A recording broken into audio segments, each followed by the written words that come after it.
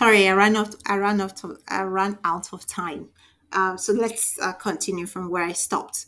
So, this capacity approach focuses on long-term empowerment and systemic changes rather than short fixes like the other theories kind of focus on in trying to, okay, what's the problem here? Let's solve this problem right now.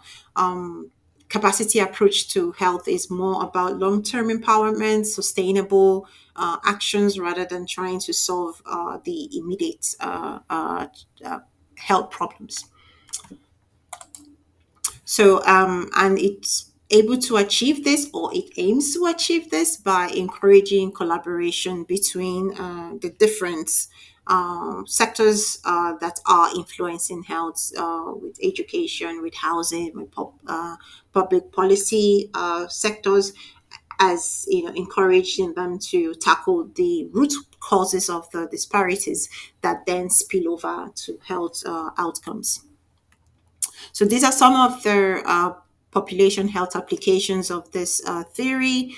And just like every other theories that I've discussed in this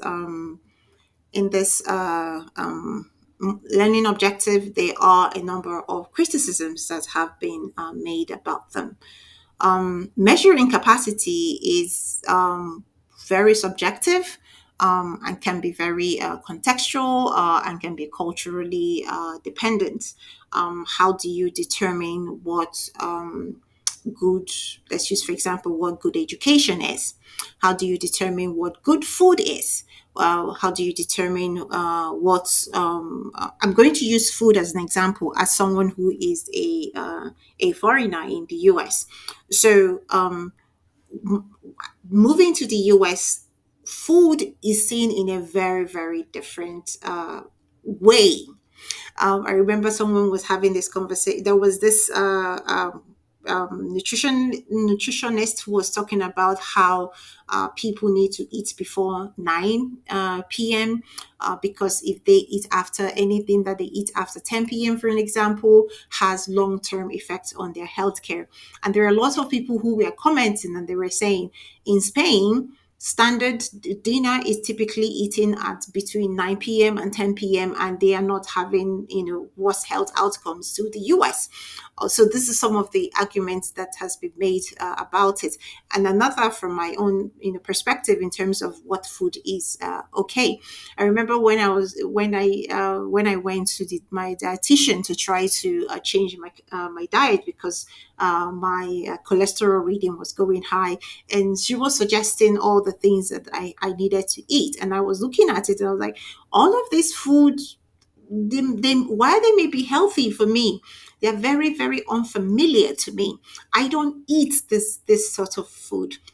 The food that I eat is more Nigerian than American. So the idea that I'm going to have to substitute my Nigerian food with American food was going to reduce my desire to eat. And therefore it was not going to be sustainable for me to suddenly stop eating the Nigerian food that I've been used to all my life and start eating more American food. So this is just to give you an idea of how capacity is very, very subjective in terms of how do we determine what healthy food is, not healthy food, what good food is, when is the right time to eat, what is the right thing to eat. I'm using food as an example. Or even how do we determine how do we measure good education? For instance, how do we measure what good education is? Is it having more science people in science classes versus arts classes, and stuff like that?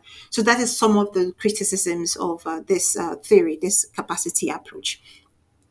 And also, it requires substantive investments in areas that are outside traditional healthcare systems, and will face significant resistance. I'm going to use an example of education once again. In the US, the school that you go to, especially for to a K to 12, is very, very much dependent on where you live, which is dependent on the income tax that comes from the housing and stuff. So if you live in a wealthier community, The schools there are very good. They have money, they can pay for all sorts of things. If you live in a less wealthy side of town, your schools are generally not so good. So imagine having to find a way to focus on education and trying to work with that system, because there were historic discrimination and racist policies that made it such that the US is in this shape, whereby where you live very, very heavily influences what type of education that you get. It's going to be very, very difficult for that system to change. And so, in a situation whereby health outcomes is going to be dependent on getting those systems, those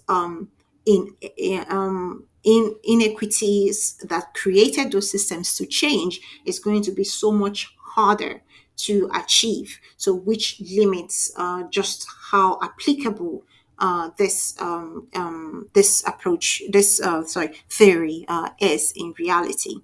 Also, cross-sectional collaboration requires a lot of significant political and organizational will, which is difficult because people tend to want to be the king in their castles, and nobody is.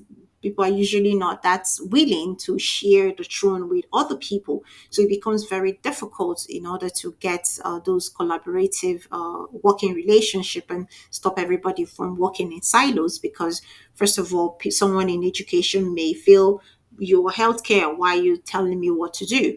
And someone in healthcare may feel, I've gone to medical schools, I've been this highly educated, I don't need someone with a education degree to tell me what to do. Just to give you an example of just how difficult it can be to get this cross sectional collaboration to happen.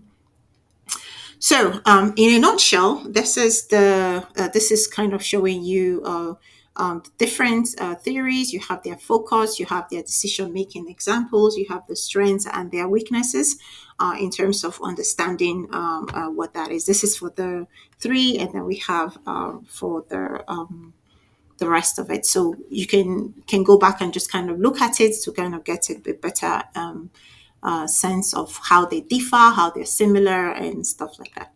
So I'm going to end this video here, and then do it was meant to be the third video, but the second objective took a bit longer than I thought it was going to take. So I'm going to do the third video in a bit. So see you guys soon.